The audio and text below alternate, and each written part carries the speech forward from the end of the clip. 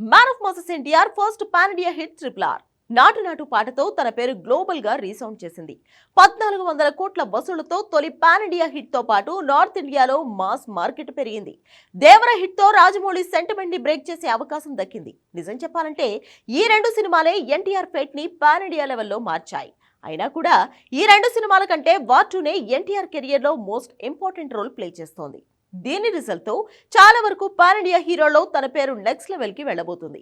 King Khan Shahrukh, pan India king Prabhas, ఇలా ఎవరికీ సాధ్యం కాని రికార్డ్ తన అకౌంట్ లో పడబోతుంది. ఈ సినిమా 1000 కోట్లు రాబట్టకపోయినా నష్టం లేదు. రాబడితే సూపర్, అంతకు మించిన వసూళ్లు వచ్చిన బోనసే. కానీ జస్ట్ హిట్ అయితే చాలు, పాన్ ఇండియా లెవెల్లో ఏ హీరోకి దక్కని ఒకే ఒక స్థానం తనకి దక్కబోతుంది. ఎందుకు, ఎలా? Take a look.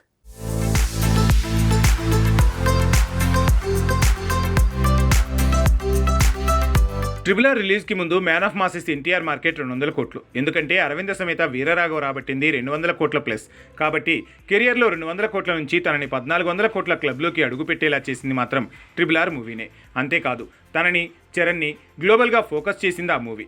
నాటు నాటు పాటతో వచ్చిన గుర్తింపు ఏకంగా హాలీవుడ్ స్టార్స్ వరకు రీచ్ అయ్యేలా చేసింది. తర్వాత వచ్చిన దేవర 1400 కోట్లు రాబట్టి ఉండకపోవచ్చు, కానీ అందులో సగం 670 కోట్లు రాబట్టింది. అంటే ఓ రకంగా అరవింద సమేత వీరరాఘవతో 200 కోట్ల రీచ్ ఉన్న హీరో కాస్త 700 కోట్లకు ఎదిగాడని దేవరతో ప్రూవ్ అయింది. ట్రిపుల్ ఆర్ 1400 కోట్ల వసూళ్లలో తన వాటా 700 కోట్లని అనుకోవాల్సి వచ్చింది. అంతేకాదు, రాజమౌళితో హిట్ కొట్టిన హీరో తర్వాత మరో హిట్ కొట్టాలంటే ఏళ్లు పడుతోందంటారు. అలాంటి హీరోలు ఫ్లాప్లే ఫేస్ చేశారంటారు. కానీ ట్రిపుల్ ఆర్ తర్వాత దేవరతో హిట్ కొట్టి రాజమౌళి సెంటిమెంట్ని బ్రేక్ చేయటం కాదు, 700 కోట్ల మార్కెట్ ఉన్న స్టార్గా ఎదిగాడు. నార్త్ ఇండియాలోనే 400 కోట్ల వరకు దేవరకు వసూళ్లు రావడం కూడా ఓ రకమైన షాకింగ్ న్యూసే. అలా జరగకపోతే నార్త్ ఇండియాలో తనకి ఇంత ఫాలోయింగ్ ఉందని తేలేది కాదు. ఇక జపాన్లో కూడా ఎన్టీఆర్కి మెల్లిగా మార్కెట్తో పాటు ఫాలోయింగ్ పెరుగుతుంది.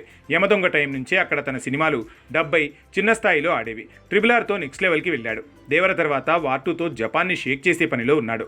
ఓవరాల్గా ట్రిపుల్ ఆర్లో 700 కోట్ల వాటా, దేవర 670 కోట్ల వసూళ్లతో అక్కడ 700 కోట్ల మార్కెట్ ఉన్న స్టార్గా మారిపోయాడు ఎన్టీఆర్.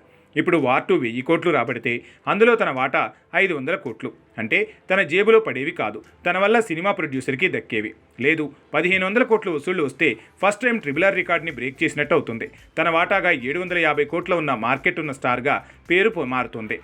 అలా కాకుండా వార్ 2కి 2000 కోట్లు ఇస్తే హృతిక్, ఎన్టీఆర్ ఇద్దరి మార్కెట్ తలో 1000 కోట్లు అనుకోవచ్చు. అలా అయితే సోలోగా 1000 కోట్లు, మొత్తంగా 2000 కోట్ల క్లబ్లో అడుగుపెట్టిన స్టార్ అని పెంచుకుంటాడు. అందుకే వార్ 2 ఎన్టీఆర్ కెరియర్లో చాలా చాలా క్రూషియల్.